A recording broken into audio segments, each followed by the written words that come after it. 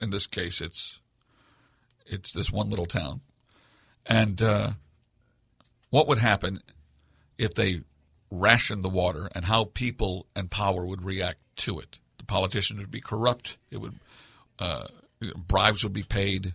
People would be desperate because they ration the amount of times you can actually use a public facility. So basically, you have to pay to pee. You have to pay these public facilities where you go twice a day and you pee. Mm-hmm. So and there are harsh penalties for not paying the fee and using a public restroom, because you will be taken to Urinetown. Yes. And nobody knows what that is throughout the whole show. Right.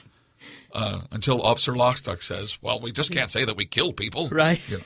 So, it's a kind of purgatory. Uh-huh. I was going to say Newark, but no.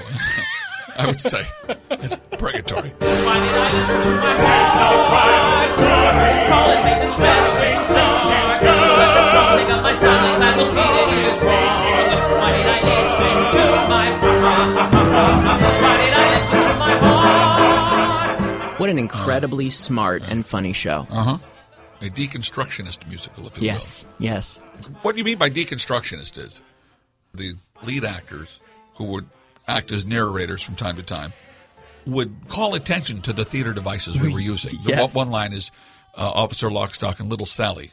He's the cop and she's the street urchin. And she's like, gee, Officer Lockstock, why don't we ever talk about water or hydraulics? Why don't we talk about hydraulics? Doing the laundry and things like that. Wouldn't those things be affected by a water shortage as well? And Officer Lockstock says, well, sometimes in a musical, Little Sally, you concentrate on the big things instead of the little things. It makes the audience happier, and it's easier to write. Yeah. So things like that, where they would call attention to obvious theater devices. Commented on the way the story is being told. Yeah. There's a lot of that humor nowadays. Have you noticed? It's been overdone. Yeah. Now it's been where you'll go to shows and they will wink, wink, nod, nod towards the audience. Yes. And they're basically saying, we couldn't think of a better idea. Mm-hmm. You've seen this 100 times before. But in Urinetown, it was so... It had not been done. It had not been done, and it also was embedded in this kind of Kurt Weill-esque, stylized, dark musical, so that any breaking of the fourth wall was hilarious, And that's the way, by the way, if anybody's doing a production of Urinetown, the one way to ruin the show is to play it for laughs. As opposed to playing it for truth. Oh, that it's as serious as art. There's nothing worse in Urinetown than Little Sally, who has a lot of commentary, thinking that she's funny. It's the worst. Just say something outrageous in a serious way. It's a general rule. Yeah.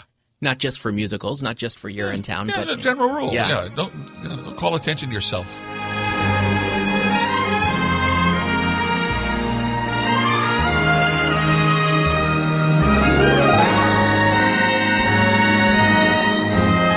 Okay, that's part one of my conversation with Rick Crom. Stay tuned for part two, which will be out next week. And we're going to let one of Rick's original songs lead us out. This is from his show Newsicle, currently running Off-Broadway. It's called Denial. When emerging from the darkness, when ascending from the deep, when at last your soul awakens from its world-weary sleep, how you celebrate serenity in this place you've never been, and you gaze in endless wonder at this magic place you're in. Where are you when you've lost your doubts and fears?